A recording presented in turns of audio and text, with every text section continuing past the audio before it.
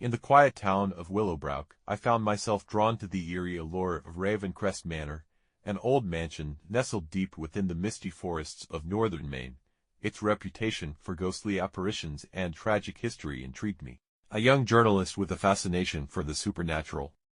Armed with my camera and a sense of trepidation, I ventured into the overgrown grounds of Ravencrest Manor.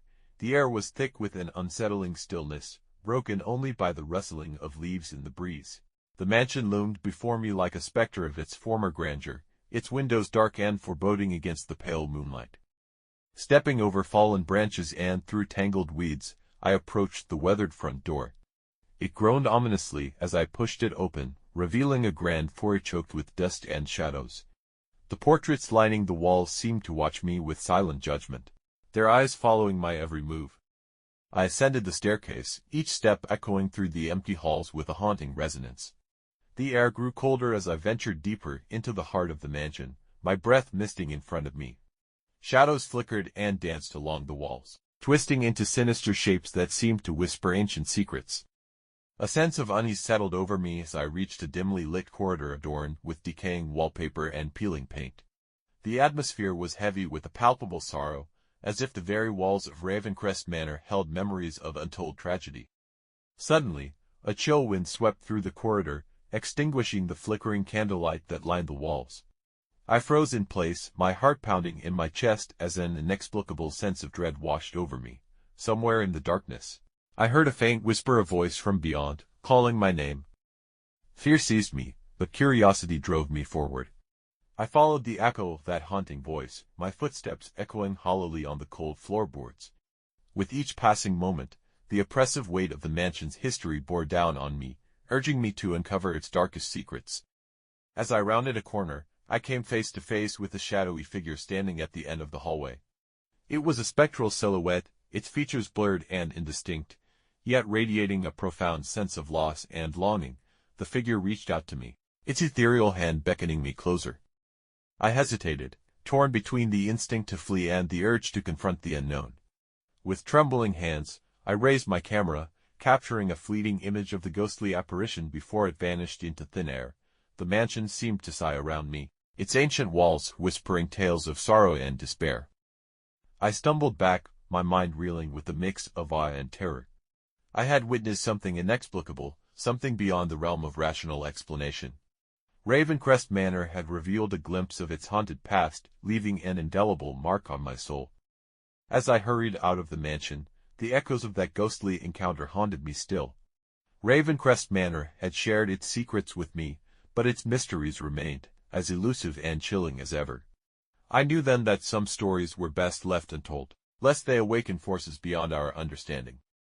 But the allure of Ravencrest Manor lingered, a spectral whisper in the back of my mind, calling me back to its shadowed halls. Perhaps one day, I would return to unravel the rest of its chilling tale.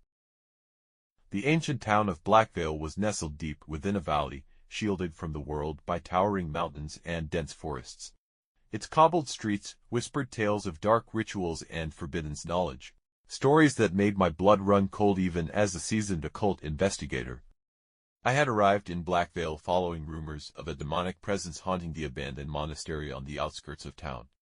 The locals spoke in hushed tones of strange occurrences, unearthly screams echoing through the night, mysterious disappearances, and a pervasive sense of dread that hung heavy in the air. Armed with my knowledge of the arcane and a sense of grim determination, I ventured into the monastery grounds. The air was thick with an oppressive silence, broken only by the faint rustling of leaves and the distant cry of a lone crow. As I approached the monastery's weathered facade, a chill wind swept through the courtyard, carrying with it a faint scent of sulfur and decay. The heavy wooden doors groaned as I pushed them open, revealing a cavernous interior cloaked in shadows. Torches flickered ominously along the walls, casting dancing shadows that seemed to writhe with a life of their own. The air was tinged with a palpable sense of malevolence, as if unseen eyes were watching my every move. I descended into the depths of the monastery, where ancient symbols of protection had been defaced and twisted into blasphemous runes. The walls were adorned with grotesque murals depicting scenes of torment and suffering, their vivid colors seeping with an otherworldly luminescence. A sense of dread washed over me as I reached the heart of the monastery, a sanctum shrouded in darkness and foul incense. An eerie silence enveloped me, broken only by the distant sound of dripping water and the rhythmic beat of my own heart. Suddenly, a low, guttural growl reverberated through the chamber, causing the hair on the back of my neck to stand on end. I turned slowly, my senses on high alert, and there, standing before me, was a creature of nightmares. Its form was twisted and grotesque, with leathery skin stretched tight over bony limbs. Its eyes burned with an unholy fire, radiating malice and ancient hatred. Horns curled from its forehead, and its jagged teeth gleamed in the dim torchlight.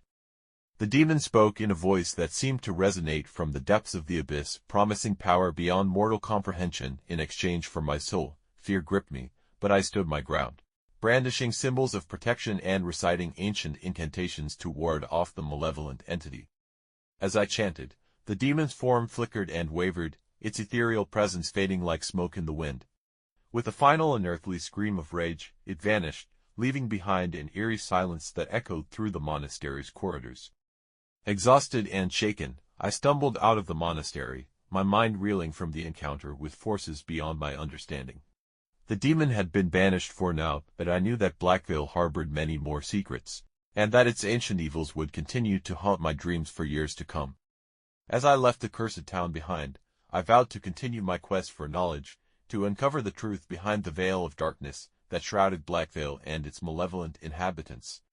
But deep down, I knew that some mysteries were better left unsolved, lest they awaken horrors that should never be unleashed upon the world again. The sun dipped low on the horizon as I approached the crumbling ruins of Castle Darkwood, perched ominously atop a desolate cliff overlooking the stormy sea. Its jagged silhouette cut a stark contrast against the brooding sky, casting long shadows that seemed to writhe like serpents in the fading light. Castle Darkwood had long been abandoned, its history marred by tales of madness and bloodshed. It was said that the castle's last lord, Sir Reginald Darkwood, had delved into forbidden magics in a desperate bid for power. Legends whispered of dark rituals performed within its walls and a curse that had befallen the land.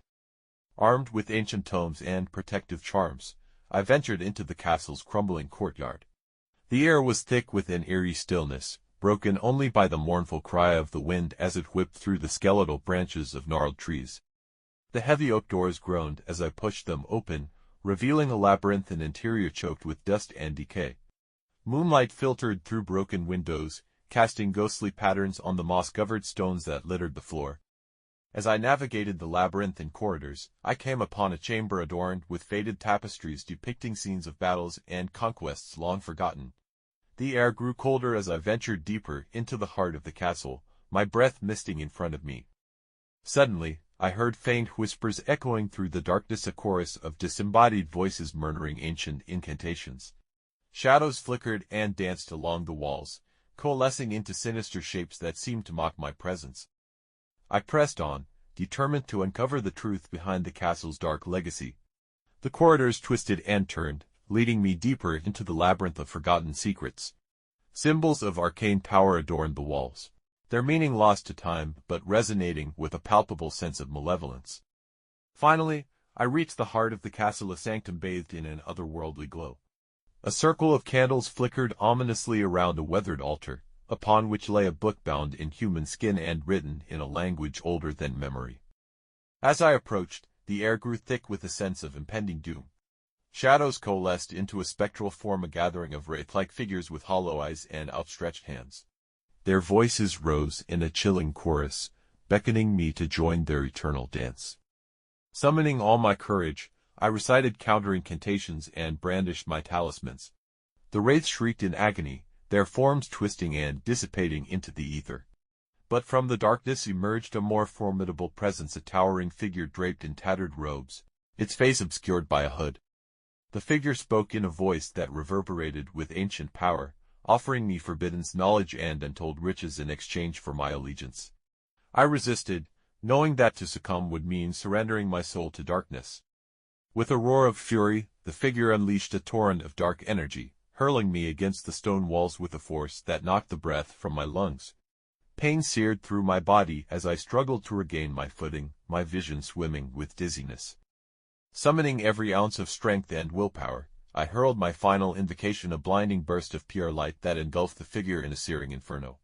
With a deafening scream, the darkness shattered, leaving only silence in its wake. As the echoes of the battle faded, I staggered out of Castle Darkwood, shaken but victorious. The curse that had plagued the land for centuries was broken, and the castle lay silent once more. As I gazed back at the looming silhouette of Castle Darkwood against the night sky, I knew that my journey was far from over. There were other dark places in the world, other battles to be fought against the forces of evil, but for now, the land was safe. And Castle Darkwood stood as a testament to the resilience of the human spirit against the shadows that lurk in the depths of the soul.